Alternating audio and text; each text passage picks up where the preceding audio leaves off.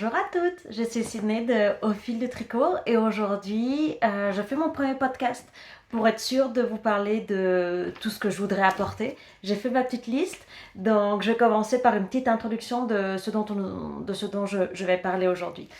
En juin, j'ai rencontré Sabine de Ars Natura et Célène chez Atelier Pénélope. Du coup, je vais vous montrer ce que je lui ai acheté et ce que je compte en faire. Ensuite, je vais parler des Estivales de la Laine où j'étais il y a 15 jours. Euh, je vais vous parler du festival, de ce que j'y ai fait, ce qu'il faut que j'améliore pour d'autres festivals. Mais je vais aussi vous faire montrer ce que j'ai acheté. Hein, parce qu'on s'entend, c'est un festival de la laine. Qui n'achète pas de la laine à un festival de la laine? Pas moi. Voilà. Ensuite, je vais vous montrer un châle. Et enfin, je vais vous parler de Manos et l'Uruguay. Du coup, plongeons direct. Donc, chez Ars Natura, j'ai acheté une pelote de Merino Dodu. C'est un fil bulky en couleur Oli, dans la teinture Oli. C'est du 100% Merino Superwash. Oui, je suis en train de lire l'étiquette. Et puis regardez, oh, chaque petit écheveau vient avec son joli petit marqueur. Et moi, j'ai un ananas maillot de bain qui va à la plage. Voilà. Et voilà à quoi ressemble le fil de Ars Natura. Donc celui-là a déjà été mis en cake. Et ce que j'ai bien aimé avec ce fil, c'est que comme son nom l'indique, il est dodu. C'est un fil tordu. De fil, j'ai l'impression, ouais, de brins, sinon c'est resté très... En fait, c'est deux brins de single qui ont été retordus ensemble. Et ça donne un fil super ultra dodu. Et vous voyez comme... Vous voyez comme on voit hyper bien. Attendez, je vais baisser la lumière. Comme on voit bien ici la définition du fil. Ouais, j'ai kiffé, je suis tombée amoureuse de cette couleur et du fil. Et je vais en faire un bonnet d'hiver pour Agathe. Je ne sais pas encore si je vais juste le laisser tout simple ou si je vais mettre des petits kikis pour que ça soit joli. Mais voilà, ça va faire un... Peut-être qu'il y aura un pompon ici, peut-être qu'il y aura un gros pompon. Voilà, donc ça, je vais en faire un bonnet pour Agathe. Évidemment que j'ai trouvé d'autres choses, mais ces autres choses, je dois encore travailler dessus avant de vous les présenter.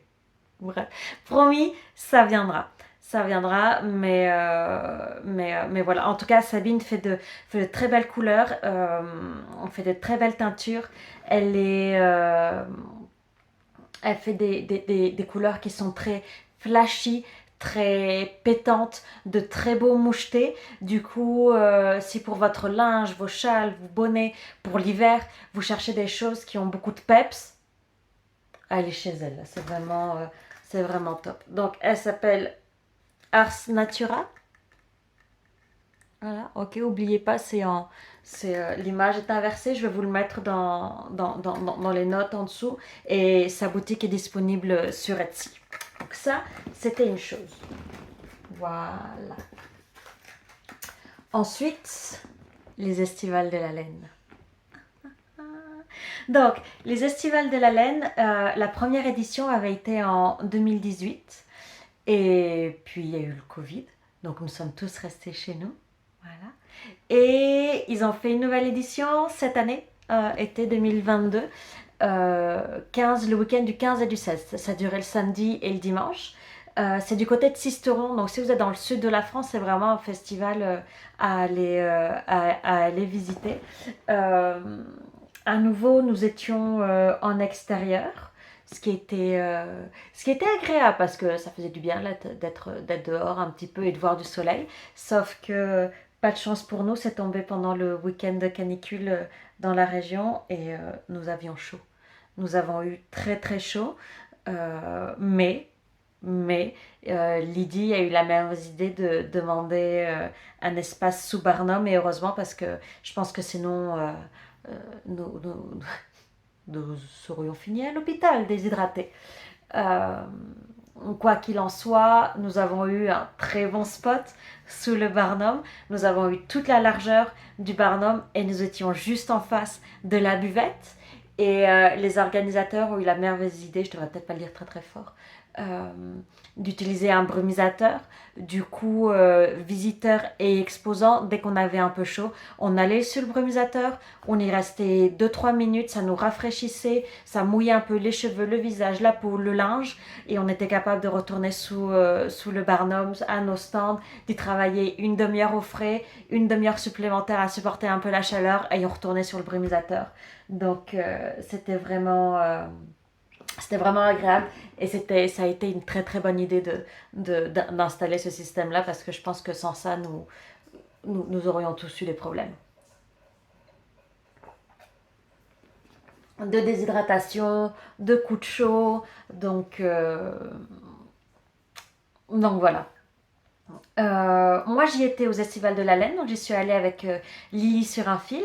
Euh, J'étais sur son stand. D'un côté, il y avait tous ces fils, et de l'autre côté, il y avait ma table avec mes patrons qui étaient disponibles pour vous.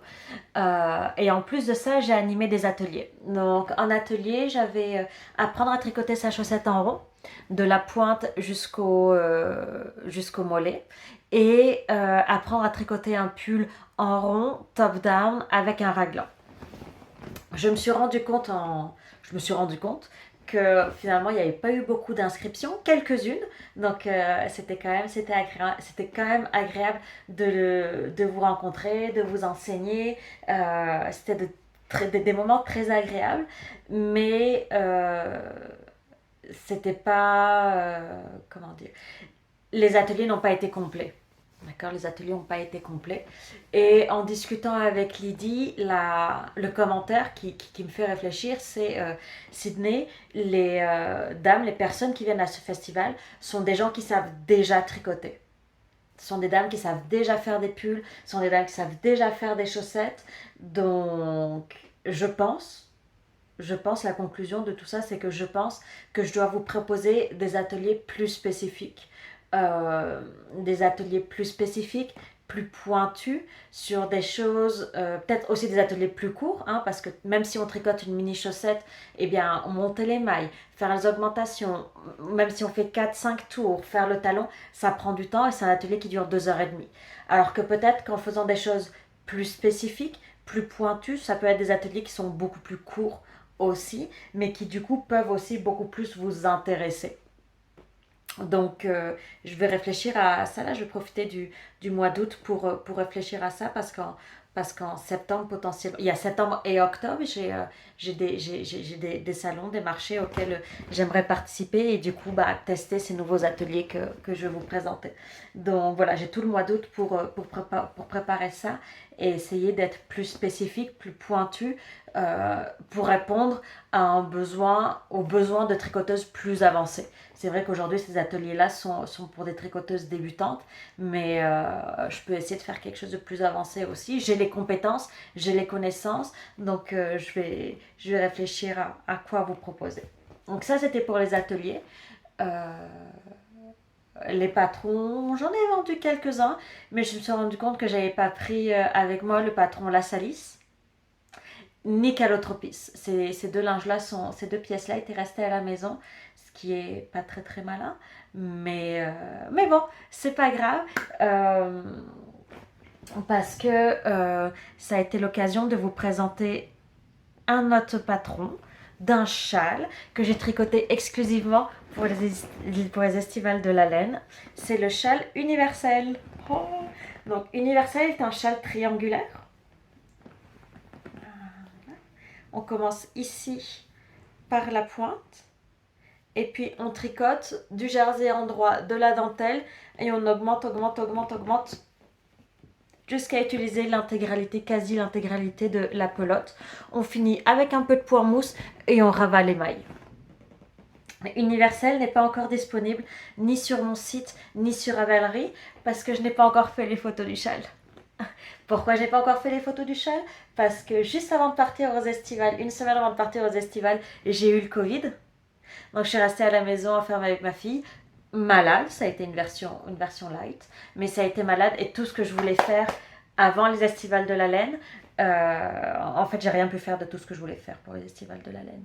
Du coup, j'y suis allée avec celui-là, une version light du patron quand même pour vous pour vous le présenter. Et puis là, pendant le mois d'août, je vais vous préparer je vais préparer les photos avec Raphaël et comme ça, pour celles qui ont déjà acheté le patron, je pourrais vous le fournir sur Ravelry.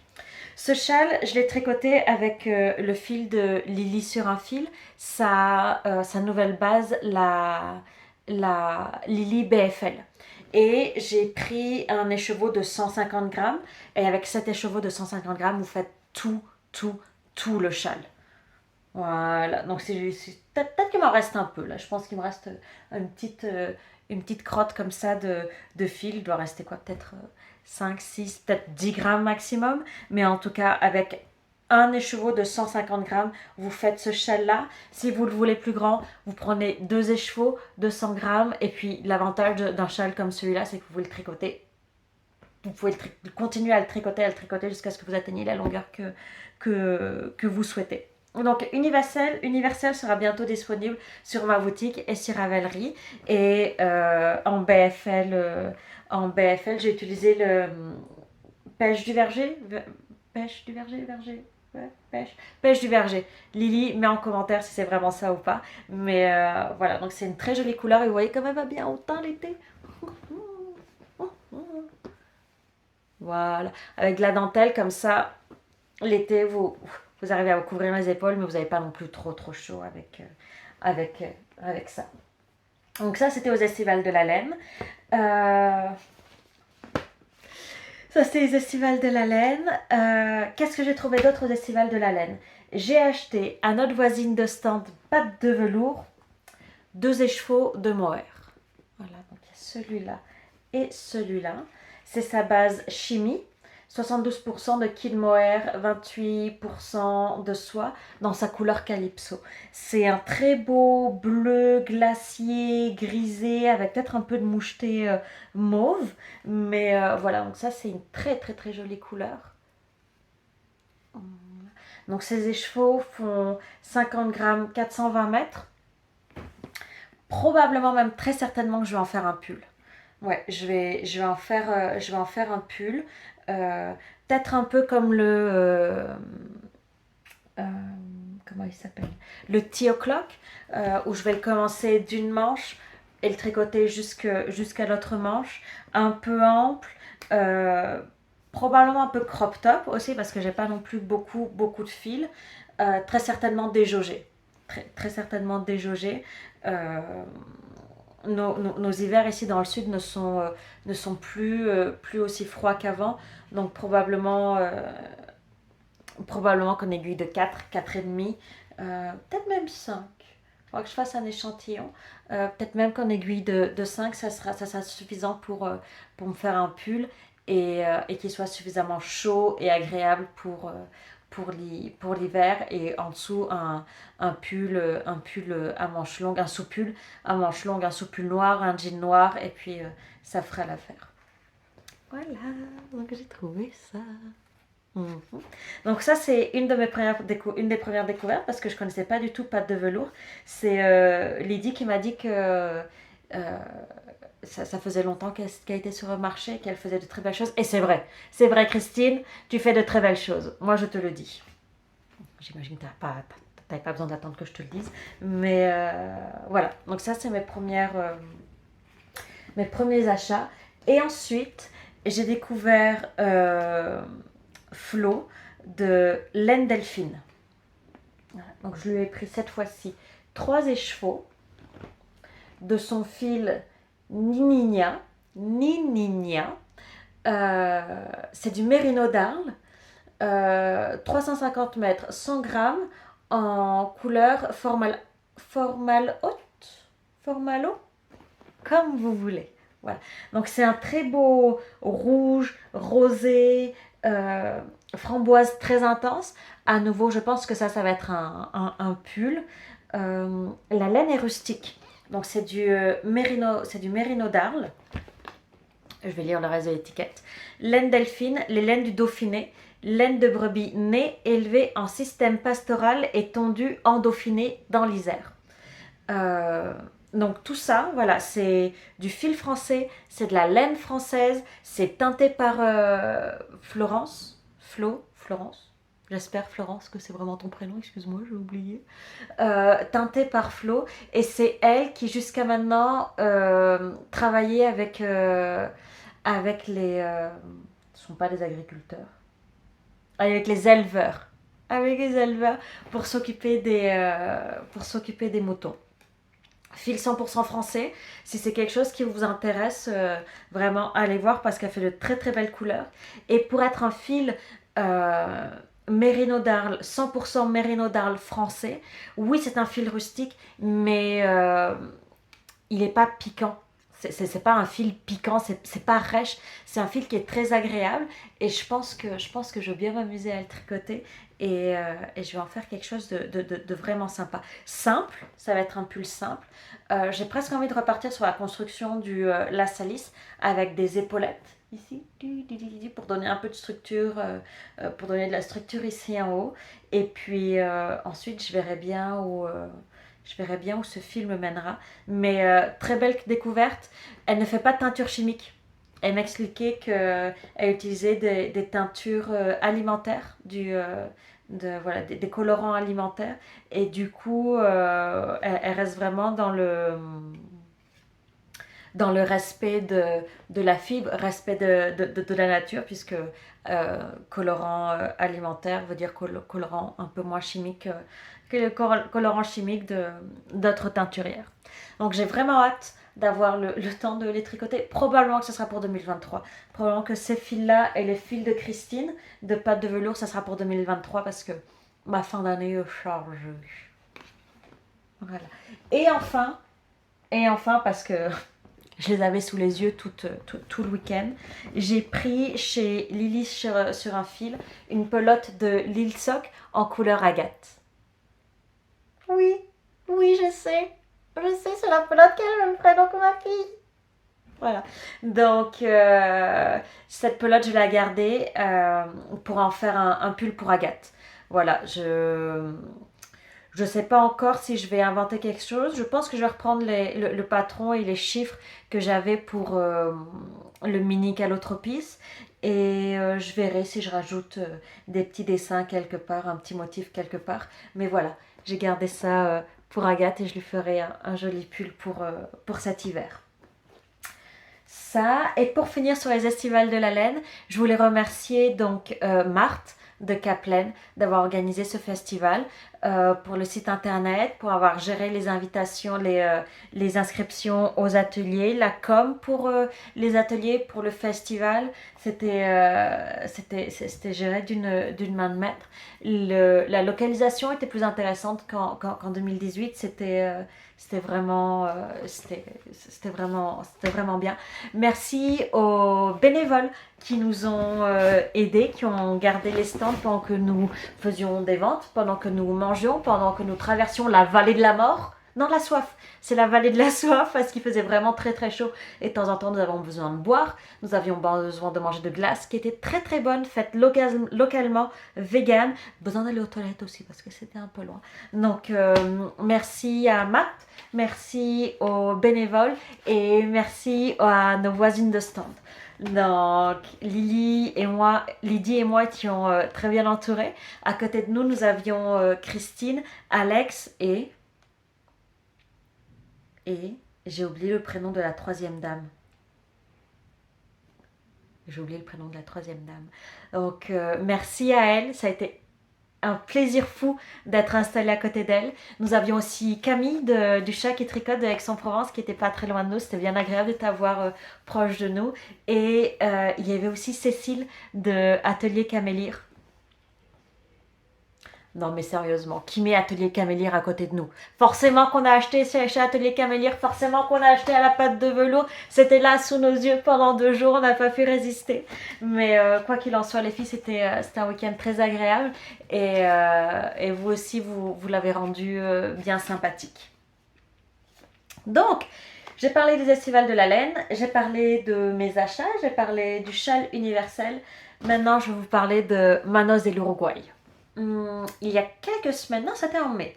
C'était en mai, Manos de l'Uruguay a fait un appel aux designers parce que il voulait des idées, travailler avec des designers pour créer des patrons sur leur base Cardo. J'ai travaillé sur cette présentation, sur cet appel euh, au design. Je leur ai envoyé ma proposition, sauf qu'ils ne l'ont pas sélectionnée. Quand je leur ai demandé pourquoi, ils ont été très sympathiques parce que je ne pense pas que ce soit le cas de tout le monde. Je ne pense pas que tous ceux qui font des appels à des designs vous font un feedback sur pourquoi le design n'a pas été sélectionné. Du coup, Manos del Uruguay, muchas gracias por su respuesta y explicar por qué no han elegido mi proposición. Du coup, merci Manos de l'Uruguay d'avoir lu mon mail et d'avoir répondu à mes questions sur pourquoi est-ce que vous n'avez pas sélectionné mon design. Mon inquiétude quand ils ont refusé mon design, je me suis dit, ma présentation n'est pas assez professionnelle. Ce que j'ai envoyé n'est pas pro, ne fait pas beau, n'est pas vendeur, ne vend pas de rêve, ne donne pas envie. Et en fait, si, finalement, ce que j'ai envoyé avait un niveau suffisant en termes de présentation, en termes de mood board, en termes de couleurs, en termes de points sélectionnés, en termes d'idées de design de ce qu'il allait faire. Donc moi, je voulais leur proposer un pull. C'est pas que je voulais. J'ai proposé. J'ai proposé à Manos de l'Uruguay un pull avec des torsades et de la dentelle tricotée top down à la manière du salis, donc avec des épaulettes, histoire que l'on sorte un peu du raglan, du yoke en rond, voilà. Donc ça, et ils ont refusé mon design, et quand je leur ai demandé pourquoi, ils m'ont dit, bah, parce que avec notre fil Cardo, nous avons déjà des pulls, il existe déjà des patrons de pulls avec notre fil Cardo, et des gens nous ont proposé des patrons pour décorer la maison. Donc j'imagine que ça avait des couvertures, des coussins, des jetés, ce genre de choses. Et ce qu'il me disait, c'est que s'il y a une chose que je devais améliorer sur mes présentations, c'est le dessin. Bah oui, je ne dessine pas. Donc forcément, mon dessin était un peu... Mais, et encore même là, elle me disait, le dessin était pas top, mais il était quand même mieux que certaines choses que nous avons vues. Donc ça va quand même. Je ne veux pas trop me plaindre de mon dessin, mais ça veut dire qu'il faut que je prenne du temps pour dessiner, m'appliquer, améliorer la technique que je n'ai pas du tout en fait. Donc ça c'est une chose. Et pour finir, ce qu'ils m'ont proposé, c'est de quand même me fournir le fil. De quand même me fournir le fil. Comme ça, si le patron, je souhaite le sortir en autopublication par moi-même, de moi-même, eh bien je peux le faire. Et je pense que c'est ce que je vais faire. Je pense que donc j'ai accepté leur proposition de m'envoyer le fil. Ils sont en train de préparer la commande. Ils ont toutes les informations qu'il leur faut de ma part pour m'envoyer le fil. Donc ils me retiendront au courant quand ils feront l'envoi. Ça veut dire que 2023 va y avoir du pull. Ouais, ouais. 2023 va y avoir du pull. Il va y avoir le pull en chimie de pâte de velours, en fil Nininha de l'Hélène Delphine et enfin avec le fil Cardo de Manos de l'Uruguay. Euh, voilà, voilà, ça c'est tout ce qui s'est passé en mai, juin, juillet. Euh, Là, va y avoir le mois d'août. Je vais prendre quelques jours de congé. Ma fille, il n'y a pas de crèche, donc on va s'occuper de notre maison et d'Agathe. J'ai quand même pas mal de tricots à faire. J'ai une commande de pull, j'ai des chaussettes en attente, j'ai un autre projet aussi qui se, qui se profile. Donc je vais tricoter. En attendant, je vous souhaite un excellent mois d'août. Euh, J'espère qu'il ne sera pas trop chaud. Bon courage à vous tous et à vous toutes. Si vous pouvez rester à la maison au frais et tricoter, et restez à la maison au frais à tricoter. Voilà, merci de m'avoir suivi. Merci d'avoir écouté ce podcast jusqu'au bout. N'hésitez pas à me laisser des commentaires et ça me fera plaisir d'y répondre. À bientôt!